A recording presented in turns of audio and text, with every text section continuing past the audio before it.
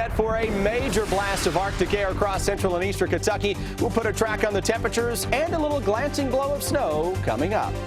A man arrested after a police chase that ended outside the state capitol. He talks to us from jail. WKYT investigates how Lexington police are using some new technology to protect the community. Tracking, alerting, protecting. This is WKYT News at 6.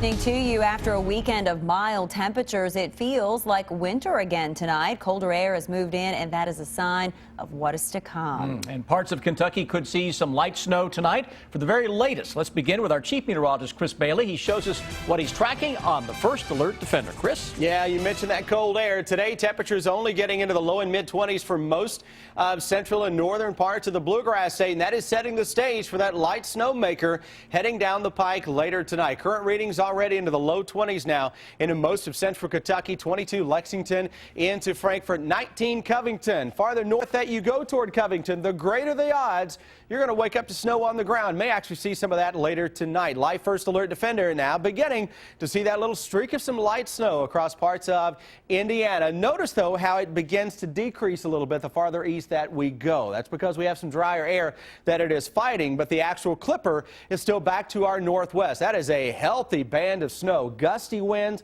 Arctic snows coming from that into parts of Iowa. The trajectory on that, though, is going to take it just to the north of Kentucky. So snow lovers, you can almost smell this one. It is going to be so close to us. But again, the northern parts of the Bluegrass State, we have at least the potential to pick up a little bit of light snow on the ground later tonight. Full steam ahead, though, toward the Arctic Express that arrives as we go into the middle of the week. Coldest air by far this wintertime. Very reminiscent of some of the shots of cold we had last year. Dangerously cold temperatures on the way for not only the actual thermometer guys, but the wind chills are going to get crazy on us. We'll show you how low those go and while we're into the danger category in just a few minutes. Thank you, Chris. Well, tonight we're learning more about what investigators believe led to a wild police chase that ended right outside the state capitol. An arrest report claims the suspect was upset with the government. Kenneth Stewart faces many charges. He was arrested over the weekend just outside the Capitol in Frankfort. The arrest report also says police found some disturbing items in his car, but today Stewart gave us his side of the story from jail. Jerica Insko is at the live desk with our top story at 6. Jerica? From the Shelby County Detention Center, Kenneth Stewart tells us he doesn't remember much about what happened over the weekend, but he admits he was in the wrong when he showed up at the state capitol building with guns in his truck.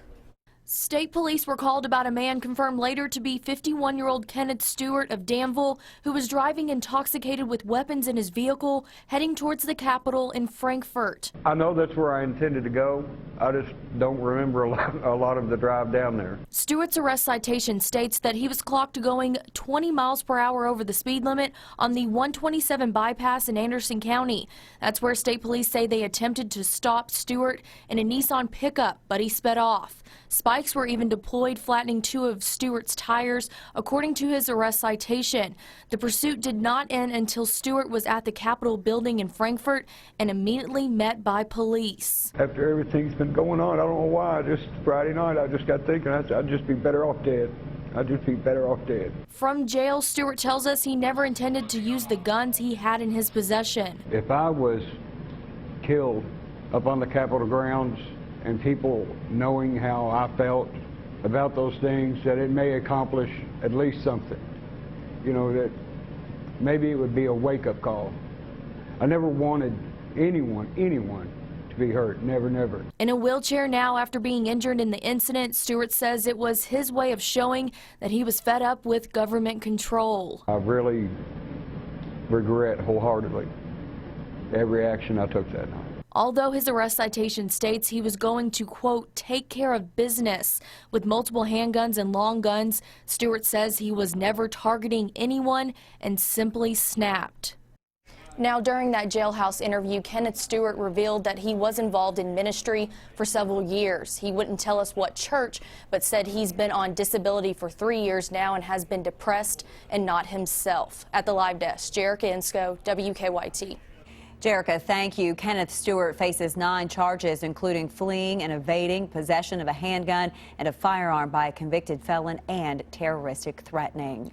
Tonight, investigators are trying to figure out what caused a fire that killed a Lincoln County man in his house. They say that 54-year-old Danny Bailey died this morning. Family members tell us that he lived in the house alone. As Phil Pendleton tells us, Bailey's brother says he devoted his life to farming and family. People say this part of Lincoln County on Maywood Drive was all about the Bailey family. Been here all his life, Tim, and he, well, we've all have. We grew up on this farm. 54-year-old Danny Bailey spent his days farming, his morning and nights caring for his parents. First thing he done when he got up in the morning, he'd go to my mom's and help Mom with Dad getting up out of bed.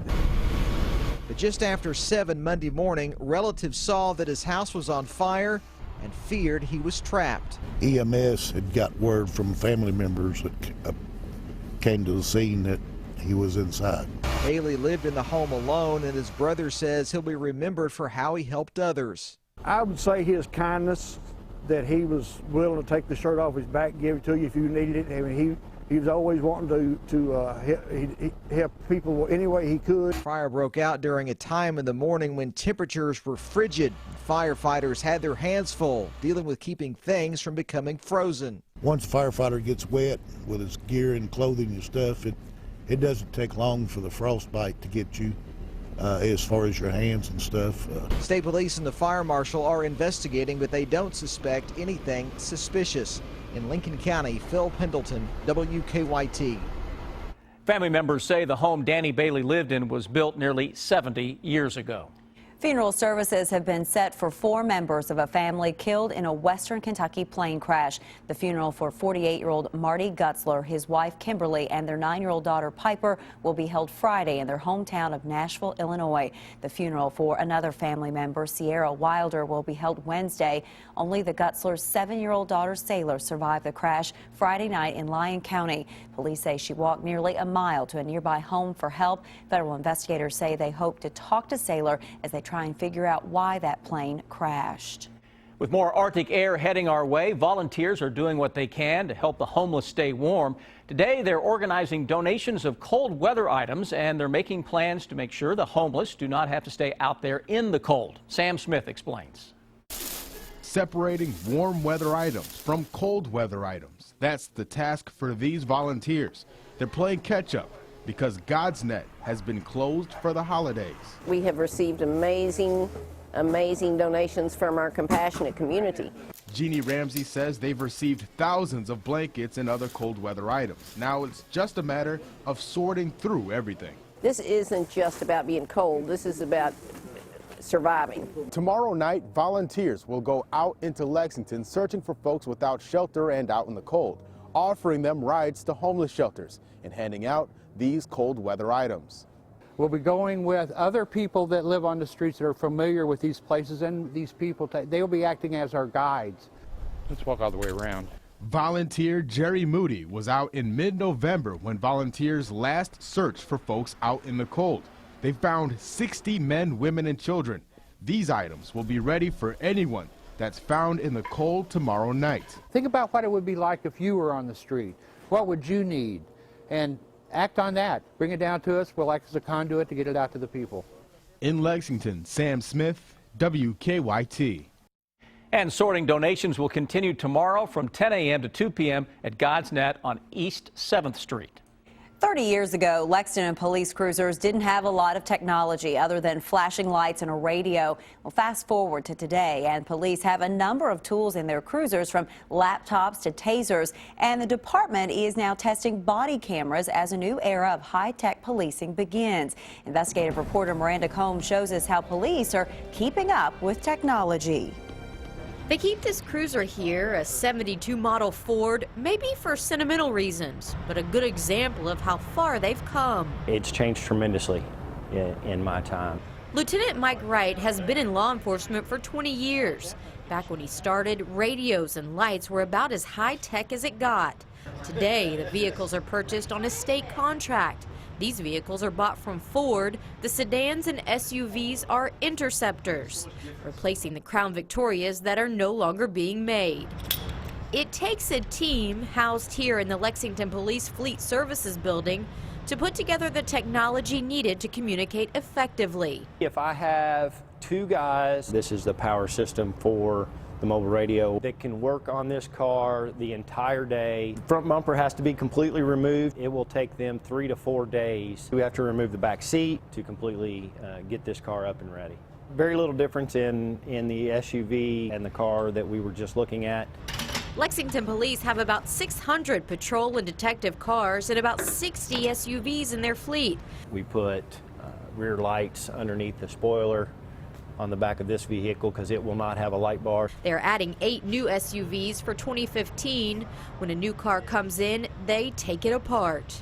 We add an additional roughly $8,000 to $10,000 worth of equipment to the car after we get it. They don't come with any equipment in them. Besides lights and sirens, the patrol cars and SUVs have an in-car computer with Wi-Fi, allowing officers to pull mugshots and criminal backgrounds in seconds. So any access that I have from my desk in my office, the officer on the street has the same exact access just as quick as I do in the car. These new SUVs come at a time of unrest for police departments across the country, marking a new era for policing. Recently, President Obama assembled a task force to look for ways police and the community can best work together. This comes after recent protests over police killings and an expectation for more police transparency. Right now, multiple police departments in central Kentucky are wearing body cameras. Lieutenant Wright says they are testing body cameras on some Lexington officers. We are interested to see what they can do for us and that expense that might go along with that and weighing all those options. Lieutenant Wright will handle the videos that come in if the department invests in the body cameras. It's just a different way to document the evidence. You know, now we might be documenting a voice recorder or video surveillance from a store, but now it would just be evidence as seen from the officer. Another advancement in technology for a force meant to protect its community. And that was our Miranda Combs reporting. In regard to those body cameras, Wright says police also have to figure out how they will archive the video, how long they will keep them, and what's worth keeping in the first place. Follow WKYT online at WKYT.com. Join the conversation on Twitter and become a part of the WKYT Facebook family.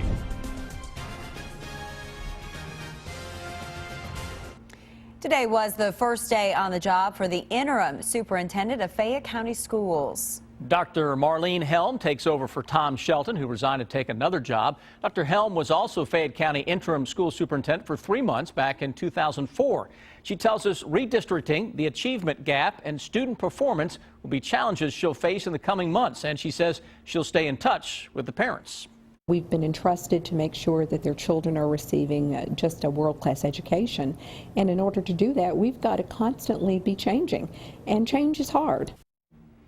Dr. Helm is not being considered as a permanent replacement for superintendent. The earliest a new permanent superintendent could start would be July 1st. State transportation leaders say New Circle Road will have to be shut down at times this week as part of an ongoing widening project. The work is taking place between Old Frankfort Pike and Versailles Road. Transportation leaders say all lanes of New Circle in that stretch could be shut down at times in the overnight hours on Tuesday, Thursday, Friday, and Saturday nights. No closures would take place before 10 p.m. The closures will allow crews to finish tearing down a bridge.